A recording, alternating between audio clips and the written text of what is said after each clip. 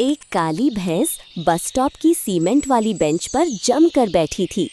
उसके गले में एक पीली घंटी बंधी थी जो धीरे धीरे हिल रही थी। लोग उसे देखकर कह रहे थे कि इसे जल्दी से टिकट दिला दो। गांव के शरारती बच्चे तालियां बजाकर उसका मजाक उड़ा रहे थे। वो चिल्ला रहे थे कि देखो, अब भैंस भी शहर पढ़ने जाएगी। लेकिन उस भैंस को किसी की बातों से कोई फर्क नहीं पड़ रहा था। वो अपनी बड़ी बड़ी आंखों से बस आने वाले रास्ते को देख रही थी। ये नज़ारा हर शाम इसी समय चंदनपुर गांव के बस स्टॉप पर दिखता था। गांव के लोग इस भैंस को कजरी कहते थे। कजरी का मालिक मंगल काका इसी बस स्टॉप से शहर जाता और आता था। मंगल काका का घर जंगल के बिल्कुल किनारे पर बना हुआ था। वहाँ रात को बाघ और तेंदुओं के घूमने की आवाज़ें आती रहती थीं। मंगल काका और कजरी एक दूसरे के सबसे अच्छे दोस्त बन चुके थे।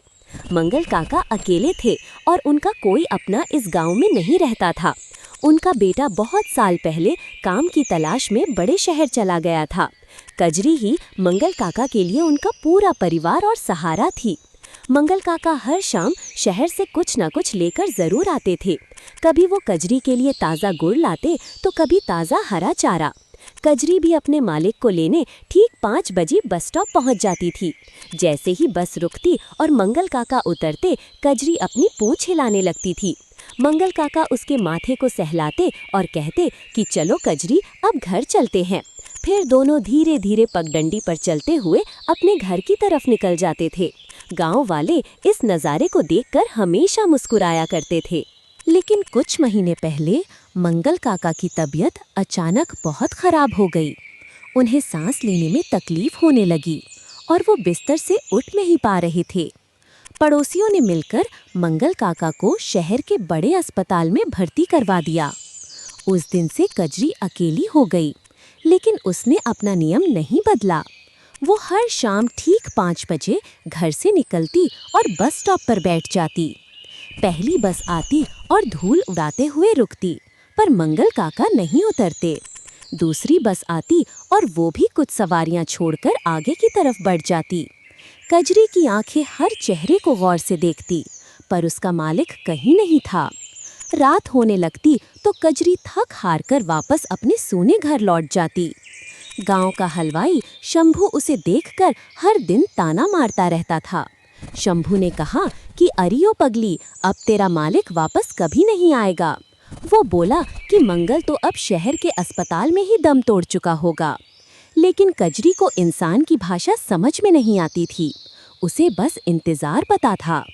एक दिन मूसलाधार बारिश हो रही थी और चारों तरफ बस कीचड़ ही कीचड़ था। जंगल से आने वाले नाले उफान पर थे और सड़कों पर पानी भर गया था। लोगों ने सोचा कि आज तो ये भैंस पक्का बस स्टॉप पर नहीं आएगी। लेकिन 5 बजते ही कजरी बारिश में भीगती हुई अपनी जगह पर पहुंच गई। वो पूरी तरह गीली हो चुकी थी और थर थर कांप रही थी, पर वो बैठी रही। बस आई और उसमें से 2-4 लोग छतरी लेकर जल्दी से उतरकर भाग गए। ड्राइवर ने कजरी को देखा और जोर से हॉर्न बजाया, पर वो टस से मस नहीं हुई। कंडक्टर बोला कि ये जानवर भी कितने अजीब और जिद्दी होते हैं यार। ड्राइवर ने कहा कि ये तो प्यार है जो इसे यहाँ खींच कर लाता है। बारिश रुक गई और सूरज ढल गया, पर मंगल काका उस दिन भी वापस नहीं आए। हफ्तों बीत गए और फिर धीरे धीरे महीनों का समय भी गुजरता चला गया। कजरी अब पहले से काफ़ी कमज़ोर और बूढ़ी दिखाई देने लगी थी। उसकी हड्डियों का ढांचा बाहर दिखने लगा था और उसकी आवाज़ भी भारी हो गई थी। गांव के सरपंच ने एक दिन कहा कि इस भैंस को किसी डेयरी वाले को बेच दो। वो बोले कि ये यहाँ बैठकर गंदगी फैलाती है और रास्ता भी रोकती है। लेकिन किसी में इतनी हिम्मत नहीं थी कि वो कजरी को वहाँ से हटा सके। कजरी की आंखों में एक अजीब सी गहराई और उदासी भरी रहती थी। उसे पता था कि कोई कमी है, पर वो ये नहीं जानती थी कि मौत क्या होती है। उसे बस ये याद था कि उसका मालिक इसी लोहे के डिब्बे से बाहर निकलता था। एक दिन शाम को बस स्टॉप पर बहुत भीड़ जमा थी, क्योंकि त्योहार का समय था। लोग अपने रिश्तेदारों का इंतजार कर रहे थे और हाथ में मिठाइयों के डिब्बे थे। कजरी हमेशा की तरह अपनी बेंच पर एक कोने में चुपचाप बैठी हुई थी। तभी धूल उड़ाती हुई शहर वाली आखिरी बस आकर बस स्टॉप के सामने रुकी। बस का दरवाज़ा खुला और उसमें से एक जवान लड़का हाथ में झोला लेकर उतरा। उस लड़के ने फटे हुए कपड़े पहने थे और उसके चेहरे पर बहुत थकान दिख रही थी। वो लड़का सीधे कजरी की तरफ बढ़ा और उसके पास जाकर खड़ा हो गया। कजरी ने अपनी गर्दन उठाई और उस अजनबी लड़के की तरफ बड़े ध्यान से देखा। लड़का कजरी के पास झुका और उसने अपना हाथ उसके भारी सिर पर रख दिया। उसने बड़े प्यार से कजरी के कान के पीछे खुजलाया, जैसे मंगल काका किया करते थे। कजरी ने अपनी नाक आगे बढ़ाई और उस लड़के के कंधों और हाथों को सूंघने लगी। उसे उस लड़के के शरीर से अपने पुराने मालिक की जानी पहचानी महक आने लगी थी। वो महक वैसी ही थी जैसे मंगल काका के पसीने और उनके पुराने कुर्ते से आती थी। हालांकि वो महक बहुत तेज नहीं थी, पर कजरी के लिए उतनी पहचान काफ़ी थी। वो समझ गई कि ये मंगल काका तो नहीं है, पर उनके जैसा ही कोई अपना है। उस लड़के की आंखों में आंसू थे और वो धीरे से कजरी के गले लग गया। उसने फुसफुसाते हुए कहा कि कजरी, मैं लौट आया हूँ और अब मैं कहीं नहीं जाऊँगा।